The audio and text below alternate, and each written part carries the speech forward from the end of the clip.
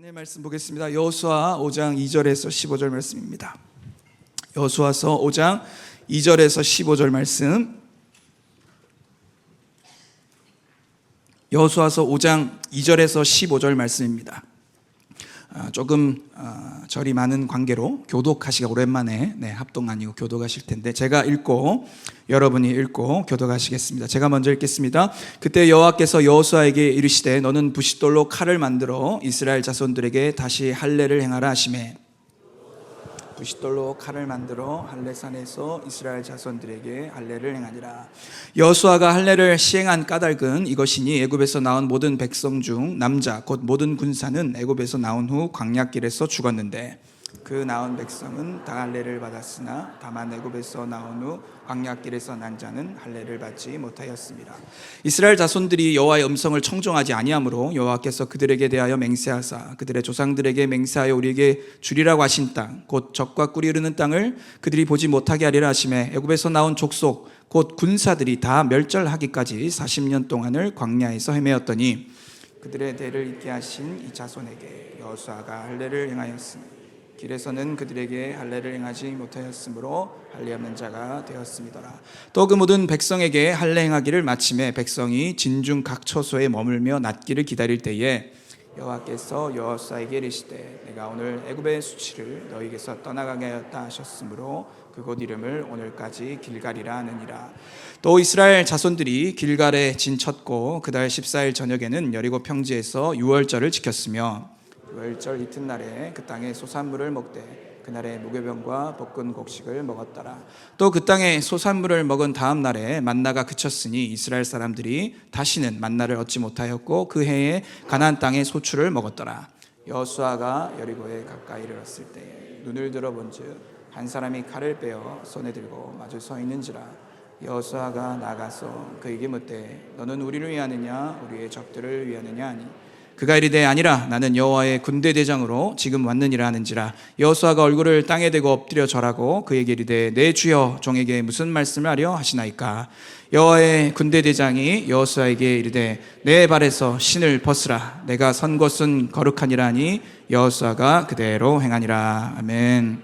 애굽의 수치를 없애고 하나님을 다시 만나라. 애굽의 수치를 없애고 하나님을 다시 만나라 라는 제목으로 하나님 말씀 전하겠습니다. 완연한 가을 날씨입니다. 여러분 한절기에 감기 조심하시고요. 우리 담임 목사님께서는 이제 뉴저지 TCC 이제 저희 침례교단 미국에도 저희 침례교단이 있는데 한국 기독교 한국 침례와 연결된 저희 교단 또 있는데요.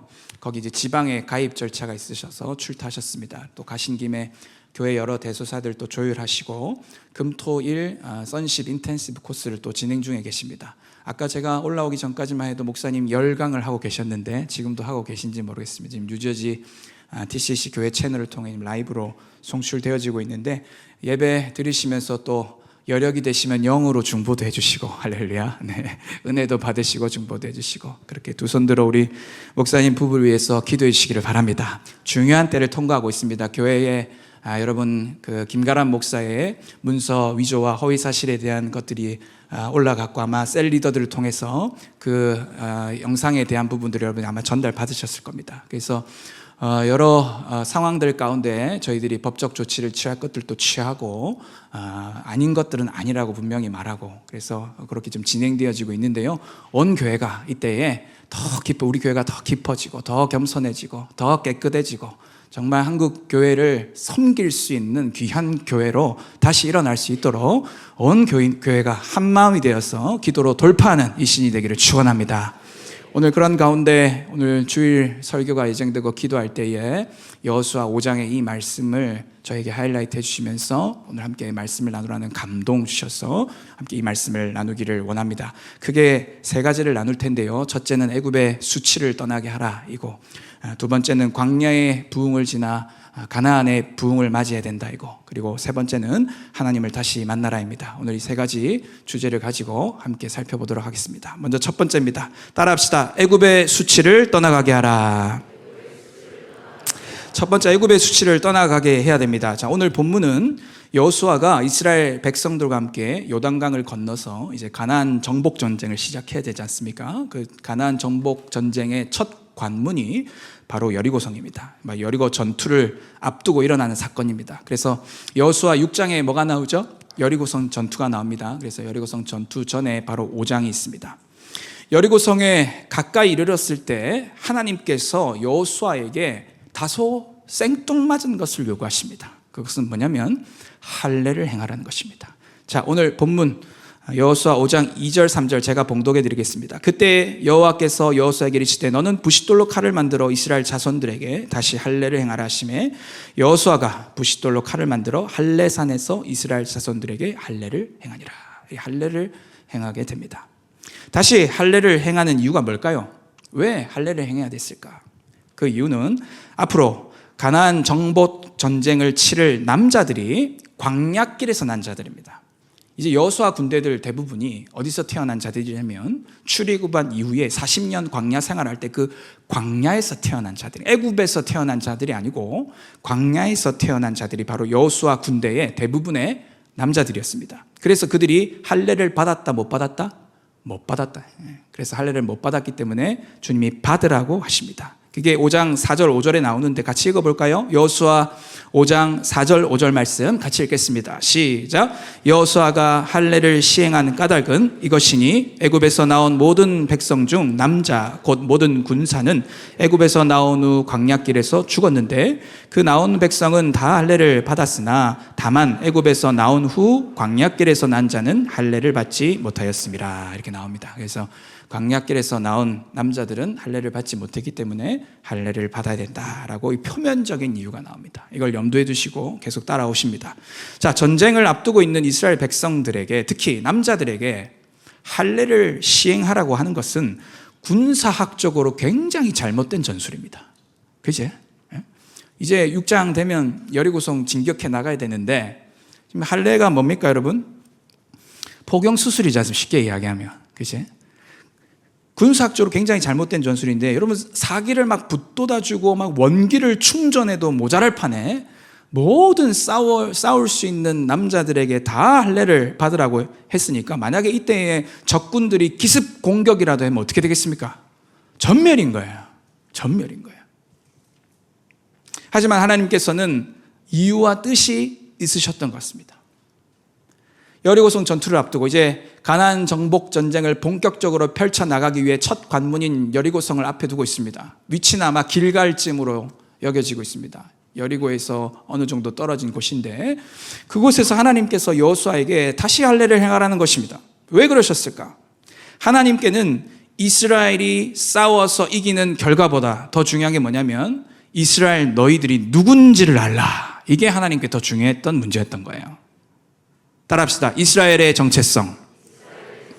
하나님께는 여리고성 전투와 가나안 정복 전쟁에 얼마만큼 효율적으로 싸워서 얼마만큼 적은 피를 흘려서 많은 승리를 거두느냐가 중요한 것이 아니고 하나님 입장에서는 무엇이 중요하냐면 싸우는 당사자들인 여호수아의 군대 이스라엘 백성들 너희들은 누구냐?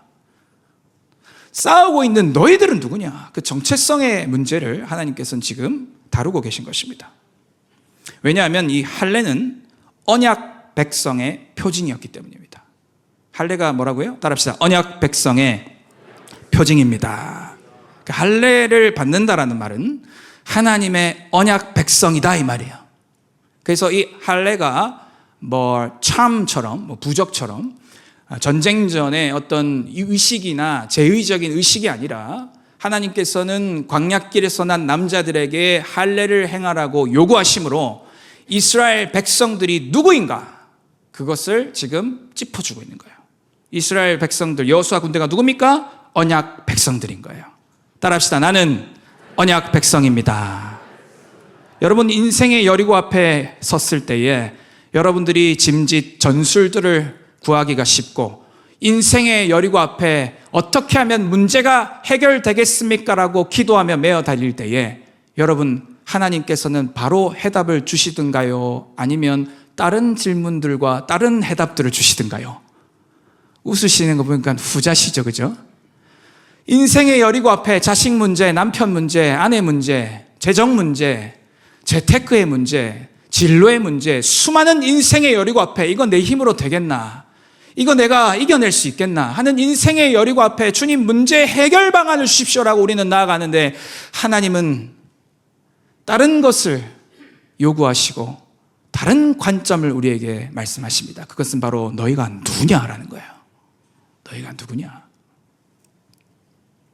여러분, 이스라엘에게 할례가 중요한 이유가 있습니다. 창세기 12장에서 17장으로 거슬러 올라가는데요. 이게 바로 아브라함 때에 바로 이 할례가 행해졌습니다. 잘 아시다시피 창세기 12장에서 하나님께서 아브라함을 불러내시면서 아브라함 언약을 맺으십니다. 이 아브라함 언약의 골조가 뭡니까? 따라합시다. 땅, 시, 복. 아브라함 언약의 골조는 땅, 시, 복입니다. 한 번 더 따라해서 해보실까요? 땅, 시, 복. 하나님께서 땅을 주실 것이고 씨를 주실 것이고 내가 복이 되게 하리라. 땅, 시, 복입니다. 아브라함의 언약의 골자가 바로 이 땅, 시, 복인데 12장에서는 이 아브라함의 언약을 하나님께서 구두로 맺으십니다. 말씀만 하시죠, 그죠? 그리고 말씀을 듣고 청종하여서 갈대아 우르에서 일어나 갈 바를 알지 못하고 믿음으로 나아갑니다. 그리고 15장에서 이 언약을 횃불 언약으로 재확인시켜 주십니다. 횃불 언약은 고대 근동지방에 있었던 그런 언약 체결 방식이었습니다. 예컨대 이런 것입니다. 짐승을 반으로 딱 쪼개놓고 니캉 내캉 언약 안 지키면 이렇게 된다 이겁니다. 그게 바로 횃불 언약입니다. 근데 하나님께서는 안 보이시잖아요. 영이시잖아요. 이 구약에 있는 고대 근동지방은 계약을 맺는 A와 계약을 맺는 B가 함께 진승 앞에 서서 너랑 나랑 언약 이 계약을 컨트랙트를 지키지 않으면 이렇게 될 거라고 쌍방에 있는 하나님은 안 계시잖아요. 근데 횃불 언약에서 하나님 어떻게 나타나십니까? 횃불로 나타나십니다. 여호와는 소멸하는 불이시라. 그래서 주님이 불로 훅훅 하고 두 번 지나가시죠. 하나님이 친히, 아브라함이 요청한 것도 아닙니다. 하나님이 친히 창세기 15장에서 횃불 언약을 맺어주심으로 땅시복이라고 하는 아브라함의 언약을 하나님께서 확증해 주십니다. 그리고 이스마엘 태어나고 이제 별의별 일이 다 일어납니다. 땅시복을 못 믿는 아브라함과 땅시복을 끝내 주실 것이라고 하는 하나님의 그 75세에 부름받아갖고 99세, 100세 될 때까지 그 20여 년의 시간 동안, 그 시간 동안 많은 일들이 일어납니다. 아내를 누이라고 속여가지고 애굽 바로 왕 품에 안기다가 꿈에 하나님 나타나시고 건들면 죽어. 또 다른 왕한테 갔다가 건들면 죽어. 왜 말 안 했어? 막 이러고, 그죠? 왕들이 아브라함 불러다가 왜 말 안 했어? 죽을 뻔했잖아. 이런 일부터 시작했어. 아유, 엘리에셀이나 나의 상속자나 데리다. 이런 말 해사쿠 아브라함이, 그죠? 그리고 사라는 또 하갈 불러다가 하라고 그래가지고 이스마엘 태어나고. 그런 일들이 막 중간에 일어납니다. 그러다가 창세기 17장에 아브라함이 99세가 되던 해 아브라함의 언약을 우리 하나님께서 재천명하시면서 뭐를 하시느냐? 할례 언약을 명하십니다. 출애굽기 17장 10절 11절 우리 같이 읽어보실까요? 출애굽기 17장 10절 11절입니다. 같이 읽겠습니다. 시작.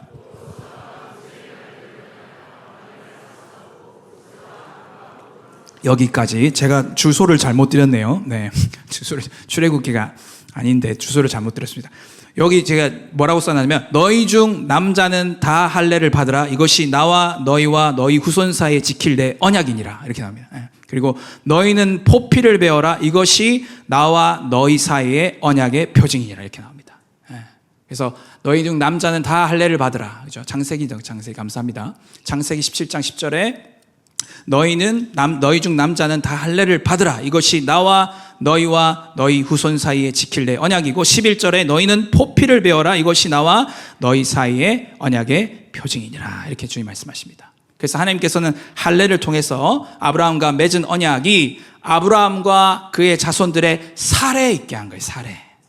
그게 창세기 17장 13절 후반절에 보면 이렇게 나옵니다. 내 언약이 너희 살에 있어 영원한 언약이 되려니와. 이렇게 나옵니다.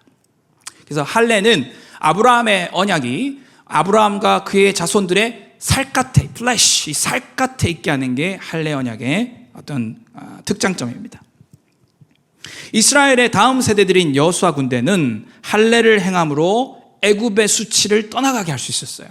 그게 이제 여호수아 5장 8절 9절에서 나옵니다. 우리 같이 읽어보실까요? 여호수아 5장 8절 9절 말씀 같이 읽겠습니다. 여호수아서 5장 8절 9절입니다. 시작. 또 그 모든 백성에게 할례 행하기를 마침에 백성이 진중 각 처소에 머물며 낫기를 기다릴 때에 여호와께서 여호수아에게 이르시되 내가 오늘 애굽의 수치를 너희에게서 떠나가게 하였다 하셨으므로 그곳 이름을 오늘까지 길갈이라 하느니라. 아멘 아멘.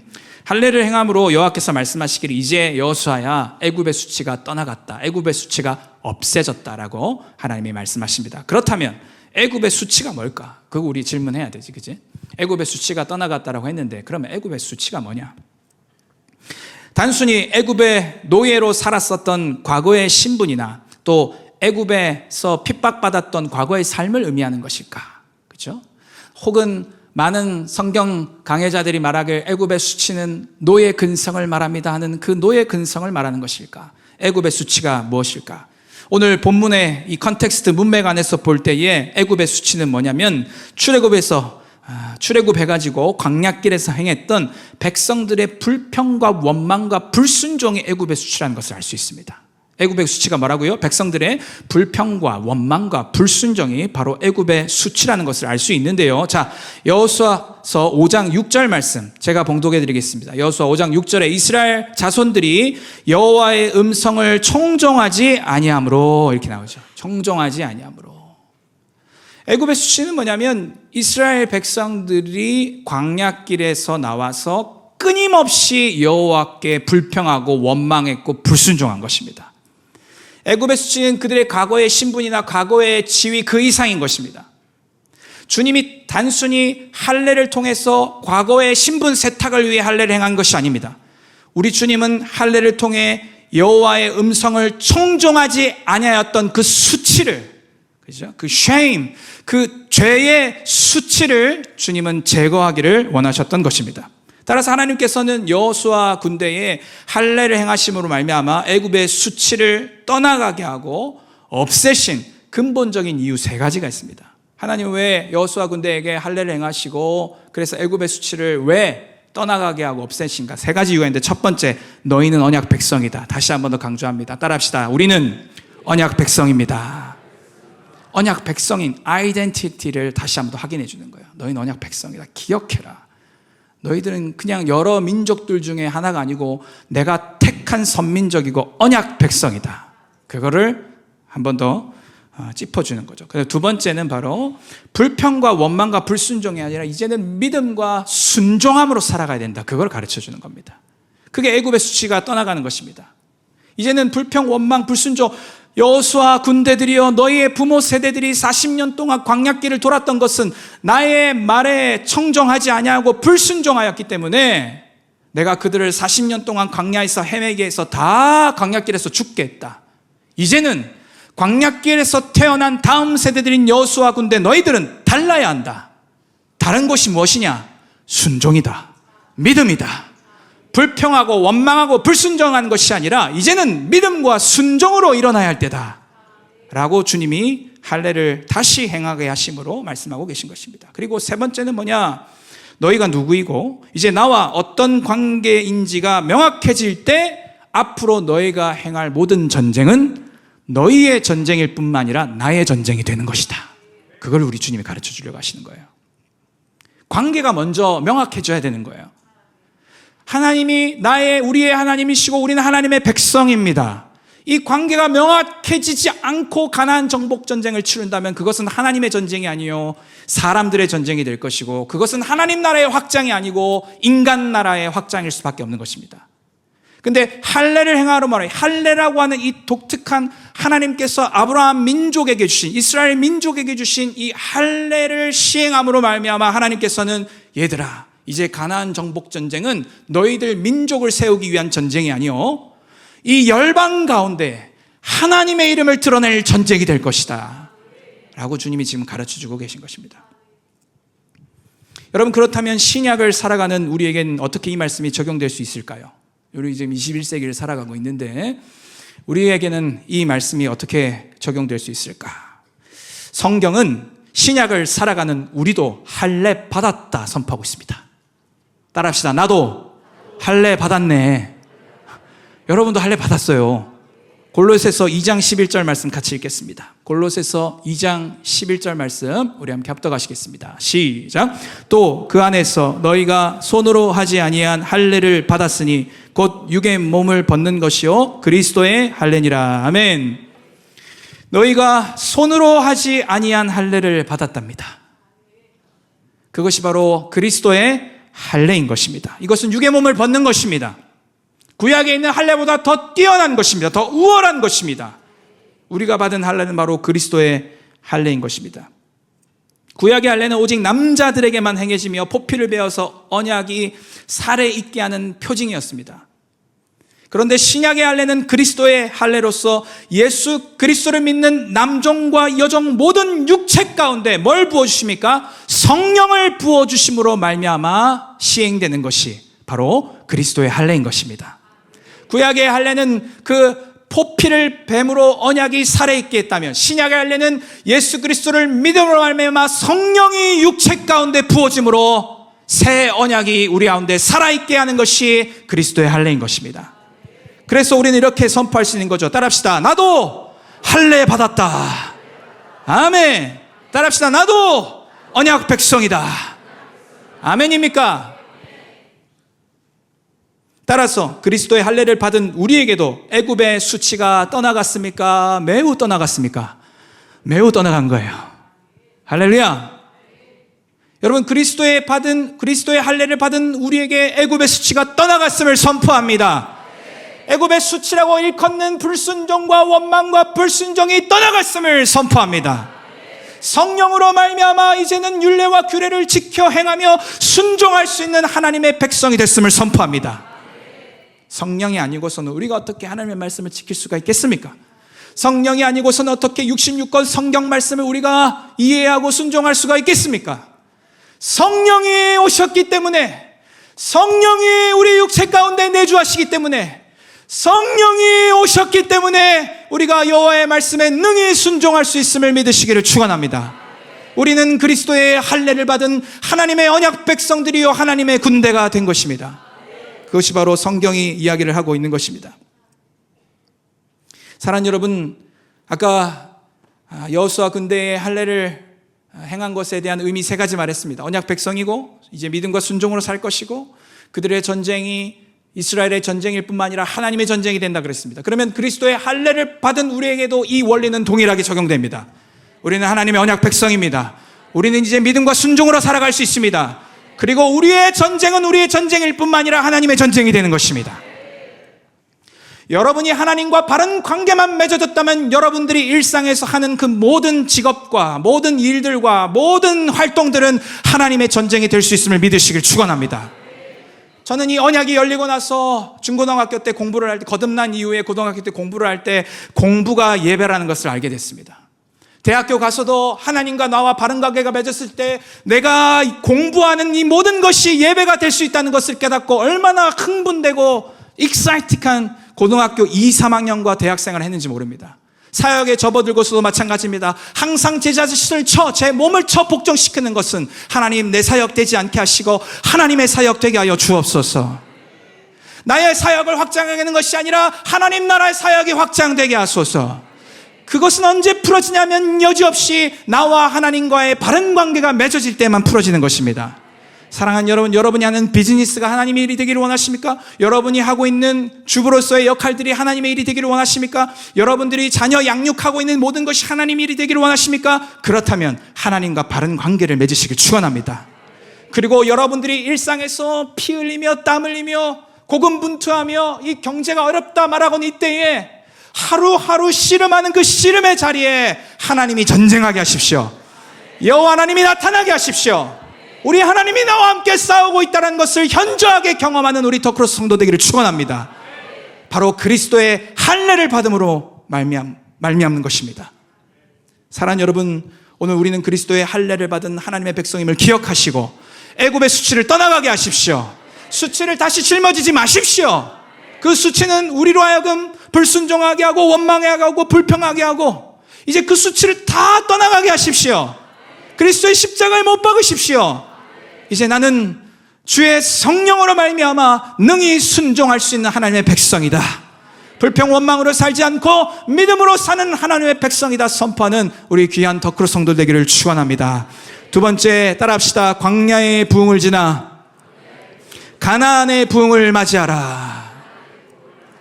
두 번째는 광야의 부흥을 지나 가나안의 부흥을 맞이해야 되는 것입니다. 여리고성 전투를 앞두고 여호수아 군대가 할례를 행한 후에 또 하나 독특한 것을 합니다. 그것은 바로 유월절을 지키는 것입니다. 오늘 본문 여호수아서 5장 10절 11절 말씀을 같이 읽어보실까요? 여호수아서 5장 10절 11절 말씀 같이 읽겠습니다. 시작. 또 이스라엘 자손들이 길갈에 진쳤고 그달 14일 저녁에는 여리고 평지에서 유월절을 지켰으며 유월절 이튿날에 그 땅의 소산물을 먹되 그날의 무교병과 볶은 곡식을 먹었더라. 아멘 아멘. 여기 보니까 뭐라고 나옵니까? 유월절을 지켰다고 나옵니다. 할례를 행한 이후에 유월절이 시행되는 것은 굉장히 영적인 의미가 있다고 여겨집니다. 출애굽기에서 보면 유월절은 오직 할례를 받은 남자들만 참여할 수 있다라고 명시하고 있습니다. 자, 출애굽기 12장 48절. 출애굽기 12장 48절 말씀 제가 봉독해 드리겠습니다. 너희와 함께 거류하는 타국인이 여호와의 유월절을 지키고자 하거든 그 모든 남자는 할례를 받은 후에야 가까이하여 지킬지니 곧 그는 본토인과 같이 될 것이나 할례 받지 못한 자는 먹지 못할 것이니라. 이렇게 나옵니다. 그래서 유월절은 철저히 할례를 받은 자들만이 유월절을 지키고 유월절 식탁에 참여할 수 있게 되어 있습니다.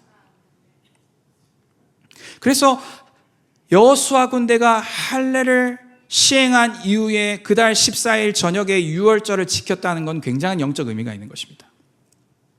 여러분, 이스라엘 백성들에게 유월절이란 절기는 어떤 의미를 가집니까? 어떤 의미죠? 바로 따라합시다. 구원. 유월절의 의미는 바로 구원을 의미합니다. 구원을 상징합니다. 하나님께서 이스라엘 백성들을 출애굽하실 때에 애굽에 몇 가지 재앙 내렸습니까? 10가지 재앙 내렸습니다. 그 중에 마지막 재앙이 뭐죠? 장자들을 다 죽이는 겁니다. 근데 어느 집만 장자가 안 죽었습니까? 문설주에 어린 양의 피가 발라진 곳, 그곳에는 장자가 죽지 않았습니다. 다시 말해 문설주에 어린 양의 피가 발리어진 곳에는 구원이 임한 것입니다. 그것을 기억하라고 하는 절기가 바로 유월절입니다. 여호와의 유월절. 구원은 누구에게 있다? 하나님께 있다. 바로 왕에게 있지 않다. 잘 아시다시피 애굽의 10가지 재앙이 다 신들이지 않습니까? 다, 그죠? 다 신들. 파리, 2부터 시작해서 쭉쭉쭉 가다가 맨 마지막 장자가 바로 태양신, 태양의 아들 바로, 그것까지 쫙 애굽의 모든 다신들을 다 심판하는 과정이 애굽의 10가지 재앙인데, 그 마지막 재앙인 장자를 죽이는, 장자를 심판하는 그 재앙은 그 문설주에 어린 양 피를 바를 때에 유월한다라고 하는, 그 벽을 넘는다라고 하는, 그것을 구원이 이제 그 가정에 임한다라고 하는 예표이고 상징인 것입니다. 여호수아 군대는 할례를 받음으로 이제 토라의 법대로 유월절 절기를 지킬 수 있게 된 것입니다. 그죠? 토라의 법이 할례 받은 자들만 유월절을 지키라고 했기 때문에. 그래서 민수기 출애굽한 이후에 유월절 지키는 게 나오고, 그리고 민수기 9장에 유월절 지키게 나오고, 그리고 여기서 이제 유월절 지키는 게 나옵니다. 그래서 이게 세 번째가 되지 않겠나라고 성경 신학자들이 이야기를 합니다. 이제 할례 받음으로 토의 율법대로 유월절 절기를 지키게 되었는데요, 이스라엘 온 공동체가 함께 유월절이라고 하는 절기를 지킴으로 말미암아 하나님께 정렬되고, 그죠? 그리고 각 사람이 이스라엘에 정렬되는, 따라합시다, 영적 통합이 이루어지게 된 거예요.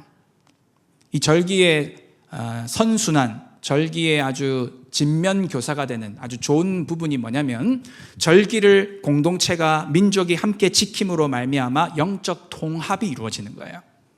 그래서 할례를 받고 유월절을 행함으로 말미암아, 맞아, 구원은 하나님께 있지 하고 이스라엘 각 백성과 이스라엘 전체가 하나님께 먼저 정렬되는 거예요.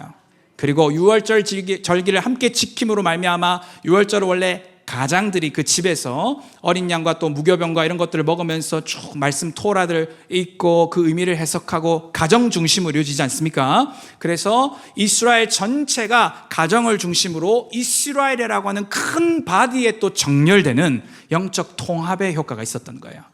그러니까는 여호수아 군대에게 필요했던 거는 아주 막 신박한 아주 세련된 그리고 굉장히 탁월한 전술이 필요한 게 아니라 하나님의 입장에서 봤을 때는 정체성이 먼저 확정돼야 되고 정렬이 확정돼야 되는 거예요. 여러분, 인생의 여리고 앞에 이 두 가지 반드시 점검하셔야 됩니다. 인생의 여리고 앞에 나는 누구인가, 그리고 나는 하나님과 그리스도의 몸된 공동체에 바르게 정렬되어져 있는가. 인생의 여리고 앞에 여러분 이 두 가지를 반드시 점검하셔야 됩니다. 이 두 가지 건너뛰고 대부분 다 전술 달라고 기도하거든요. 이 두 가지 건너뛰고 다 하나님 어떻게 이 문제를 타개해 갈 수 있습니까 하고 전략 구하고 해답 구하고 솔루션을 구합니다. 사랑하는 여러분, 오늘 이 메시지를 들은 이후로는 이제는 먼저 전술과 전략과 해결책을 구하기보다 점검하셔야 될 것 두 가지. 나는 누구인가, 그리고 나는 하나님과 공동체에 바르게 정렬되어져 있는가.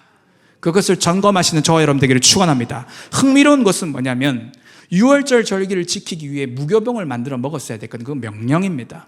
무교병을 만들어 먹었어야 했는데 흥미로운 게 뭐냐, 가나안 땅의 소산물로 무교병과 볶은 곡식을 먹었다는 건데, 가나안 땅의 소산물로 무교병 만들고 볶은 곡식 먹고 난 다음 날 무슨 일이 나느냐, 만나가 끝쳐버렸어요. 만나가. 자, 여호수아 5장 12절 같이 읽어보실까요? 여호수아서 5장 12절 말씀 같이 읽습니다. 시작. 또 그 땅의 소산물을 먹은 다음 날에 만나가 그쳤으니 이스라엘 사람들이 다시는 만나를 얻지 못하고 그 해에 가나안 땅의 소출을 먹었더라. 아멘. 이스라엘 백성들은 이제 더 이상 하늘에서 내리는 만나와 메추라기로 살지 않고 이제 약속의 땅 가나안에서 난 땅의 소출물을 먹는 새로운 시즌으로 들어가게 된 거예요. 여러분, 우리의 신앙의 여정 가운데 광야의 부흥을 지나 가나안의 부흥을 맞이할 때가 반드시 찾아온다는 것을 저와 여러분은 알고 있습니다. 광야의 부흥이 무엇입니까? 불기둥 구름기둥 나타나는 거예요. 만나와 메추라기 떨어지는 것입니다. 그 사막 광야의 반석에서 물이 팡팡 터져나는 거예요. 듣기만 해도 좋죠, 그지? 듣기만 해도 좋아요. 근데 그게 다 그 전에 무슨 일이 있었습니까? 불평 원망, 그죠? 불평하고 원망했더니 만나 메추라기 내려주시고, 불평하고 원망했더니 이스라엘의 반석에 물 내려주시고. 그게 광야의 부흥의 특징이에요. 굉장히 미성숙해. 근데 하나님은 이스라엘 백성을 사랑하사 그 광야의 부흥을 허락하셔서 그 광야길을 지나 가나안 땅으로 갈 수 있게끔 힘을 주시는 분이 바로 우리 하나님이심을 믿으시길 축원합니다. 근데 하나님께서는 지금 새로운 시즌을 맞이하며 여호수아 군대에게 새로운 부흥을 지금 던져주고 계신데, 그것이 바로 가나안의 부흥입니다. 가나안의 부흥은 무엇입니까? 이제 하늘에서 떨어지는 만나와 메추라기 의지하지 않는 거예요. 땀 흘려 가나안 땅의 소출물을 자기 손으로 수확해내는 것입니다. 사랑하는 여러분, 우리의 인생의 여정, 믿음의 여정 가운데 혹시 광야의 부흥을 이미 지나버렸어. 가나안 땅의 부흥을 맞이해야 되는데, 이 가나안 땅의 부흥의 영적 원리를 모르고 부흥을 맞이하기보다는 광야 때의 애굽의 수치를 여전히 짊어지고 지금 바른 가나안에 와 있는데, 하나님 왜 불기둥 구름기둥으로 인도해 주지 않으셔요? 하나님 왜 반석에서 물이 팡팡 터지지 않습니까? 그 패러다임 안에 갇혀가지고 하나님은 지금 계속 말씀하신 거야. 스테레오로 네가 싸워야 된다. 네가 여리고성 돌아야 된다. 네가 이제 믿음으로 순종해야 된다. 손에 피 묻혀야 된다. 싸워야 된다. 이겨나가야 된다. 적진에 향해서 네가 돌파해야 된다. 주님은 말씀하시는데, 하나님 광야의 부흥은 이제 없는 것인가요? 여러분, 광야의 부흥 참 좋습니다. 너무 좋습니다. 그런 일들이 우리 삶에 계속 일어나면 얼마나 좋을지요. 근데 하나님 입장에서는 그게 좀 다른 것 같습니다. 계속 그대로 내버려두면 어떻게 될까요? 성장하지 않겠죠. 성숙하지 않을 것입니다. 큰 하나님과 인격적 교제와 얼굴과 얼굴로 구하는 장성한 청년과 청년과의, 혹은 신부와 신랑과의 관계를 경험하지 못할 것입니다. 그냥 어린아이 수준 떠다 먹여줘요. 엥 오니까 얘 딱 불기둥 구리둥, 엥 오니까 만나 메추라기, 엥 오니까는 반석의 물 떠다 먹어요. 계속 떠다 먹여줘요. 그거를 언제까지 하고 있을 거냐. 하나님은 이제 청소년기를 지나 청년이 지나 장년이 되어서 부모를 떠나 아내와 합하여 한 육체가 되어지는 성숙하고 완숙하고 장성한 신부들을 보기를 원하시는 거예요. 그래서 하나님이 더 크로스를 내다보시며 더 크로스에는 완숙한 신부들이 있구나, 그들은 바로의 군마와 같이 싸울 줄 아는 자들이구나, 그렇게 평가하실 수 있고 그렇게 선포하실 수 있고 그렇게 말씀하실 수 있는 우리 교회가 되기를 축원합니다. 그래서 광야의 부흥을 지나 이제는 가나안의 부흥을 맞이할 수 있는 저희들이 돼야 되는 것입니다. 광야의 부흥을 추억하며 광야에서 그냥 죽어버린 인생이 아니라 할례를 받고 유월절을 지키며 약속의 땅 가나안에서 가나안의 부흥을 맞이할 수 있는 저와 여러분 되기를 축원합니다. 이 패러다임이 시프팅 돼야 돼요. 새 힘을 주기를 기도하십시오. 광야의 부흥보다 더 큰 가나안의 부흥들이 있는 것입니다. 여리고성이 무너지는 것입니다. 아이 성에서 이기는 것입니다. 정복 전쟁을 통해 실제 내 눈에 보이는 영토 확장들이 일어나는 것입니다. 심지어 유혹들도 있습니다. 우상 숭배 유혹들과 가나안 7족속들의 그러한 유혹들이 옵니다. 그 유혹 앞에 내가 자원해서 그 우상을 끊어내야 되는 성숙한 결단의 순간들도 우리의 삶 가운데 찾아오는 것입니다. 그전에는 우상 숭배하면 땅이 갈라지고 시퍼런 하나님의 진노의 칼이 내려쳤는데, 가나안에서는 깔짝깔짝 우상 숭배하는데 땅 갈라지고 그런 일 없는 거예요. 거기서는 우상 숭배의 땅은 하나님의 진노하시고 모세를 통해 막 천둥 번개와 구름을 통해 뭉쾅쾅쾅 말씀하시는데, 가나안 전복 전쟁 끝나고 깔짝깔짝 가나안 7족속들 이방 여자들이랑 결혼하고 뭐 그랬는데도 하나님 별 말씀 없으신 거예요. 해도 되나? 해도 되는 건가? 근데 하나님 뭘 요구하시는 거죠? 이제는 자원함으로 하나님 저 우상 싫습니다. 난 하나님 좋습니다. 하나님을 사랑합니다. 나와 내 집은 여호와만 섬기겠습니다. 자원함으로 드러내야 되는 시즌. 내가 이제 결단해야 되는 시즌. 내 힘과 나의 선택과 나의 자원함으로. 지난 제가 9월달 주일 예배 때 우상 숭배 본질이 뭐라 그랬습니까? 내가 신을 선택하는 거라 그랬단 말이에요. 내가 신을 선택하는 그 우상 숭배 본질을 끊어내고 하나님이 나를 선택하셨다. 우리는 하나님의 선택받은 민족이다. 선택받은 민족으로서 우리는 거룩한 삶을 살아가기를 소원한다. 그 거룩한 삶을 살아가지 못하도록 가나안 7족속과 그 뒤에 역사하는 어둠의 영들이, 강한 자들이 우리를 끊임없이 유혹하고 미혹하고 넘어지려 하나 우리는 반드시 일어났어 우리 앞에 당면한 여리고성을 무너뜨릴 것이며, 아이성 전투를 통해 우리는 승리를 경험하게 될 것이며, 우리 앞에 있는 7족속들을 정복해 나갈 것이라. 그것을 성취해 나가는 것이 바로 가나안 부흥의 골자인 것입니다. 사랑하는 여러분, 이제 우리는 일어나야 되는 것이. 할렐루야. 저희가 9주년을 지나 이제 내년 10주년을 바라보고 있는 이때에 우리 더 크로스에 얼마나 수많은 부흥들을 주셨습니까? 물론 그 지난 10년간의 부흥이 지금 광야의 부흥이라고 말하고 있는 것이 아닙니다. 하지만 300명으로 시작해서 9년 만에 1800교인을 주님께서 허락하여 주시고, 이렇게 판교 땅에 주님께서 성전, 이 예배당을 허락하여 주시고, 주께서 이때에 우리로 하여금 요청하고 요구하시는 사항들이 중보자를 통해 또 믿음의 권속들을 통해 셀리도와 목자를 통해 우리가 깨닫고 아는 바와 여러 가지 느끼는 바들이 있지 않습니까? 아주 중요한 이 영적 전환기에 오늘 이 본문을 통해 저는 하나님, 우리가 진정 가나안의 부흥을 경험하게 하소서, 그 기도를 하게 되더라는 것입니다. 사랑하는 여러분, 시즌이 바뀌고 있습니다. 시즌이 전환되고 있습니다. 우리가 이때에 영적 결을 어떻게 할 건지를 정해야 됩니다. 이제 가나안의 부흥, 자원함으로 손에 피를 묻히고 땀을 흘리고 내 손으로 가나안 땅의 소출을 수확해내서 무교병을 만들어야 되는, 다소 광야 때보다는 힘이 붙이고 다소 광야 때보다는 하나님의 드라마틱하고 초자연적인 역사는 좀 줄어든다 할지라도 분명한 언약 백성의 약속을 붙들고 성령을 의지하여 믿음과 순종으로 나아가는 그 결의, 할렐루야.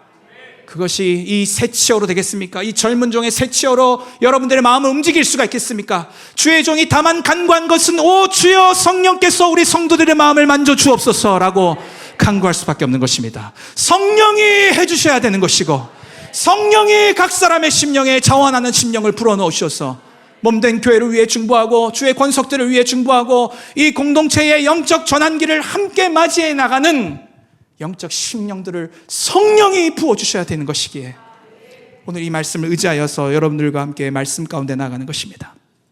사랑하는 여러분, 가나안의 부흥을 맞이하십시다. 주님은 우리에게 더 깊은 곳으로 나오라고 말씀하고 계신 것입니다. 끝으로 세 번째 따라합시다. 하나님을 다시 만나라. 여호수아가 여리고에 가까이 이르렀을 때 여호와의 군대 대장을 대면하게 됩니다. 여리고 성이라는 철옹성 앞에 인간적 두려움과 염려가 얼마나 있었겠습니까? 근데 이 여호수아가 홀로 간 모양이에요. 13절에 여호수아가 여리고에 가까이 이르렀을 때 이렇게 나옵니다. 여호수아. 좀 오래된 영화이긴 합니다만 명량이라는 영화를 보면 최민식 씨가 이순신 장군 역할을 하죠. 그때 큰 전쟁을 앞두고 다 바다를 쭉, 그 전라도 앞바다를 탁 내다보며 그 수심에 가득 찬, 하지만 남아있는 군함을 가지고 어떻게 하면 적군들을 이길지 결의를 다지는 모습이 나옵니다. 13장 보면 여호수아가 여리고에 가까이 이르렀을 때, 이때 그 명량의 그 이순신 쫙 그걸 떠올리게 돼요. 그런데 우리 이순신 장군께서는 여호와의 군대대장의 방문을 못 받으셨는데 우리 여호수아는 여호와의 군대대장의 방문을 받게 됩니다. 이게 큰 차이점이지. 결의만 갖고 안 됩니다. 그지? 결의만 갖고 안 되고 우리의 영적 싸움은 결의만 갖고 되는 것이 아니고 주님이 움직여 주셔야 되거든요. 주님이 움직여 주셔야 되거든요. 자, 우리 여호수아 5장 13절 14절 말씀 같이 좀 읽어보실까요? 여호수아 5장 13절 14절 같이 읽겠습니다. 시작. 여호수아가 여리고에 가까이 이르렀을 때에 눈을 들어본 즉 한 사람이 칼을 빼어 손에 들고 마주 서 있는지라. 여호수아가 나아가서 그에게 묻되 너는 우리를 위하느냐 우리의 적들을 위하느냐 하니 그가 이르되 아니라 나는 여호와의 군대대장으로 지금 왔느니라 하는지라. 여호수아가 얼굴을 땅에 대고 엎드려 절하고 그에게 이르되 내 주여 종에게 무슨 말씀을 하려 하시나이까. 아멘 아멘. 여호와의 군대대장이 누구인가에 대한 여러 해석들이 있습니다. 혹자는 예수님이라고 해석하는 경우도 있고, 또 혹자는 하나님 나라에 큰 두 천사가 있는데 하나가 가브리엘이라고 하나가 미카엘이지 않습니까? 가브리엘은 좋은 소식을 전하는 약간 메신저와 같은 역할을 하고, 또 계시의 천사이기도 하고, 또 미카엘은 여호와의 군대 일을 관장하는 천사여서 미카엘 천사가 아니겠는가 이런 해석도 있습니다. 그런데 오늘 본문에서 제가 하이라이트 하기를 원하는 것은 여호와의 군대 대장이 누구냐에 대한 것보다 여호수아 군대의 대장은 하나님이시다 라는 거예요.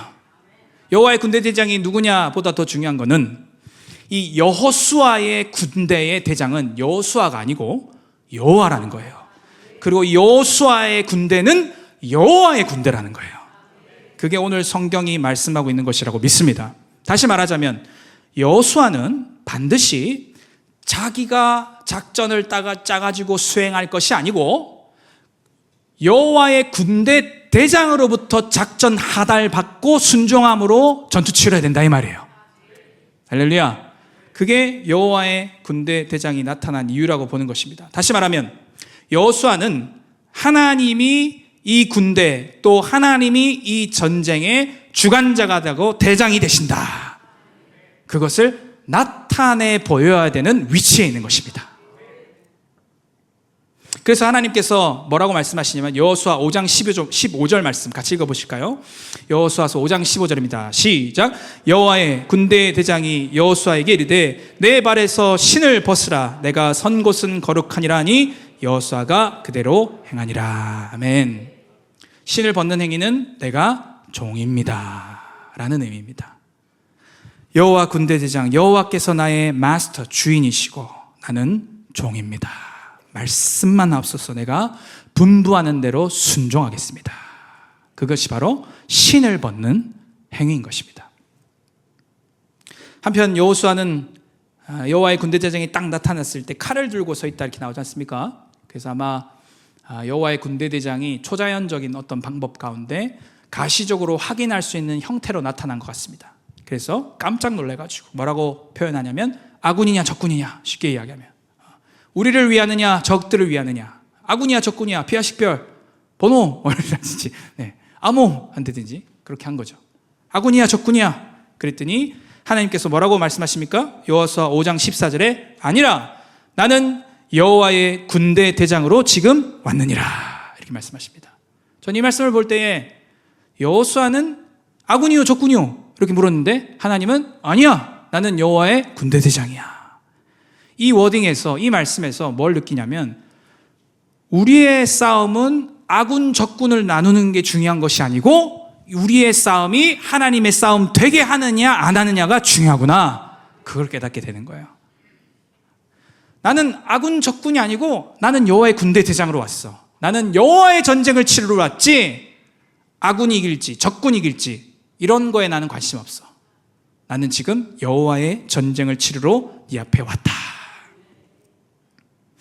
미국의 16대 대통령인 아브라함 링컨이 한 유명한 말이 있습니다. 하나님께 우리 편이 되어달라 기도하지 말고 우리가 하나님 편에 서게 해달라고 기도하십시오. 그런 말을 한 적이 있습니다. 아브라함 링컨이 말하기를 우리 하나님께 기도할 때에 하나님 우리 편 돼주세요. 그렇게 기도하지 말고 우리가 하나님 편에 서 있게 하소서. 그렇게 기도하라는 말이 있습니다. 여러분 하나님을 만나면요 다시 하나님을 만나야 되거든요. 인생의 여리고 앞에 반드시 하나님을 다시 만나셔야 됩니다. 그래야 명령 하다를 받거든요. 내가 누구인지 할례를 행함으로 언약 백성 아이덴티티 문제가 분명해지고 유월절을 지킴으로 정렬되어지고 그리고 나서 하나님 만나야 되는 거예요. 인생의 여리고 앞에서 하나님 만나야 되는데요 하나님 만나면 어떤 일이 일어나냐면 진영 논리가 사라집니다. 네 편 내 편이 사라집니다. 적군이 아군이가 사라지는 것입니다. 하나님을 만나면 이제 뭐가 중요해지죠? 하나님 무엇이 하나님이 원하시는 것입니까? 하나님 무엇이 하나님의 뜻입니까? 하나님 당신께서는 우리에게 무엇이라 말씀하십니까? 그게 이제 중요하게 되는 거예요. 여러분 인생의 여리고 앞에 하나님이 원하시는 것이 무엇인지를 분명히 들을 수 있고 받을 수 있는 저와 여러분 되기를 축원합니다. 그게 여호와의 군대 대장을 만나야 되는 영적 의미인 것입니다. 여러분 오늘 우리의 기도의 중심과 태도가 변화되기를 원합니다. 우리 인생의 중요한 전환점마다 하나님을 다시 만나게 되기를 축원합니다. 하나님을 다시 만날 때에 진영 논리가 사라집니다. 적군이냐 아군이냐가 사라집니다.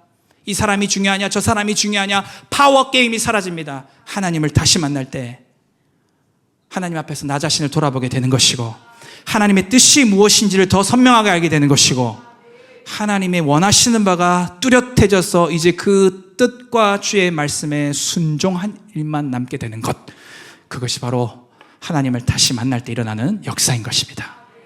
말씀을 맺겠습니다. 우리 예배팀 올라와 주시고 오늘 크게 세 가지 함께 나누었습니다.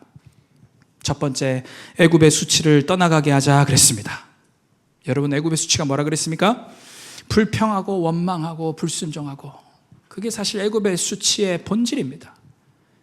이스라엘 백성들이 애굽의 노예 생활을 했고 애굽에서 굉장한 고역과 노역들을 치른 것, 그래서 선민족인데 시쳇말로 저 저작거리 말로 쪽팔리게 우리 민족이 어떻게 이런 역사를 청산해야 되지 않겠냐, 과거를 청산해야 되지 않겠냐. 그래서 하나님이 그래 야 우리 과거 청산하자, 휴머니즘적으로 할례를 받으면 너희가 할례라는 표징을 통해서 이제 새롭게 될 거야, 그런 차원의 할례를 행하신 것이 아닌 것입니다.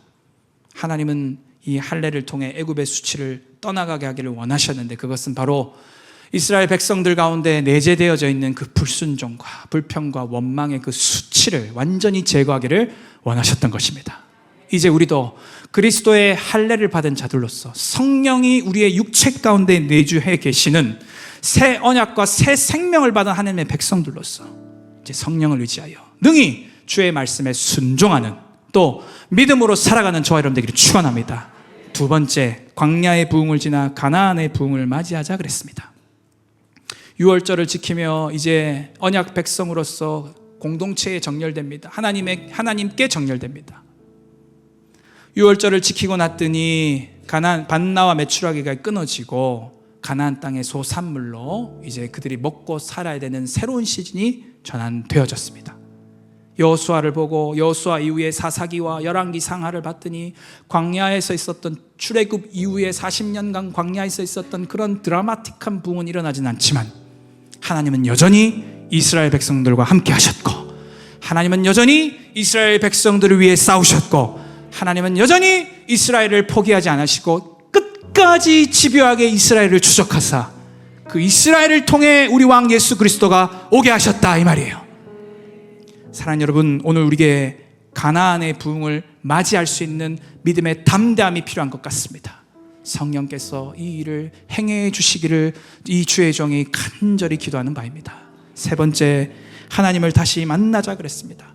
하나님을 다시 만나야 진영 논리가 사라지고, 하나님을 다시 만나야 적군이냐 아군이냐가 사라지고, 하나님을 다시 만나야 새로운 시즌의 새로운 전략과 새로운 하나님의 뜻들이 부여돼서 다음 시즌을 향해 또 새롭게 걸어갈 수 있는 줄 믿습니다. 사랑하는 여러분, 우리 교회가 날마다 새로워졌으면 좋겠어요. 왜냐하면 하나님은 날마다 새로운 분이시기 때문입니다. 우리는 그 날마다 새로운 하나님을 섬기는 하나님의 백성들입니다.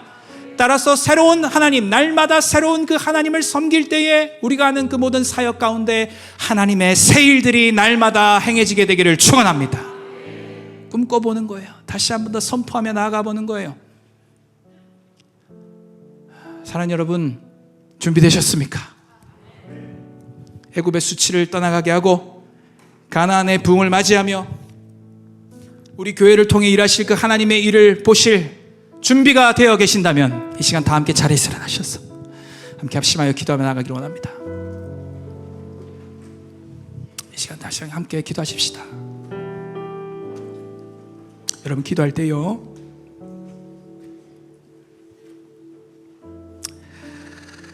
진실로 여러분, 목회는 철저히 100% 하나님의 은혜와 은총으로 되는 것입니다.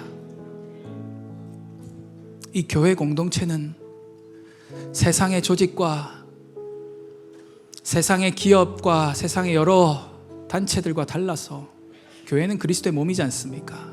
교회의 머리는 예수 그리스도시지 않습니까?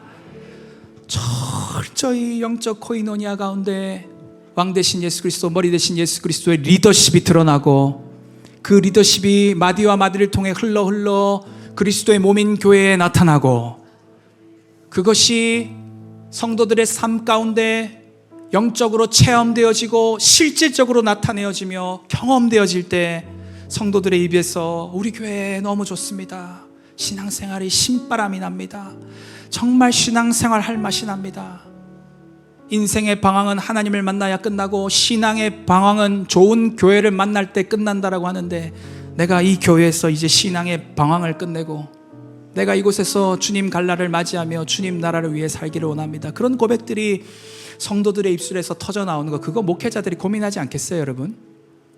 그죠? 그냥 2년, 3년, 5년 되고 나면은 성도들이 또 다른 교회 이동하는 그런 교회를 목회하기를 원하는 목회자들은 아무도 없습니다. 이 전환기 가운데 이 방에 계신 우리 성도들과 유튜브를 통해 예배하는 성도들, 우리 함께 좀 간구하실까요? 주님, 우리 교회가 중요한 영적 전환기를 통과하고 있는데, 주님, 이때에 우리에게 여호수아 군대에게 주셨던 그리스도의 할례, 그 제 언약의 재갱신, 그리고 주님께서 유월절을 지키게 하심으로 가나안의 부흥을 맞이하게 하신 또 여호수아 군대의 모든 정신들과 태도들과 영혼들을 정렬시켜 주셨던 그 은혜가 다시 한 번 더 크로스에 부어지게 하여 주옵소서.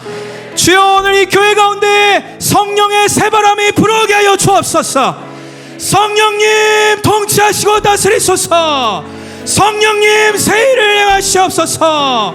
오늘 주여 창하시고 합심하여 기도하며 나가시겠습니다.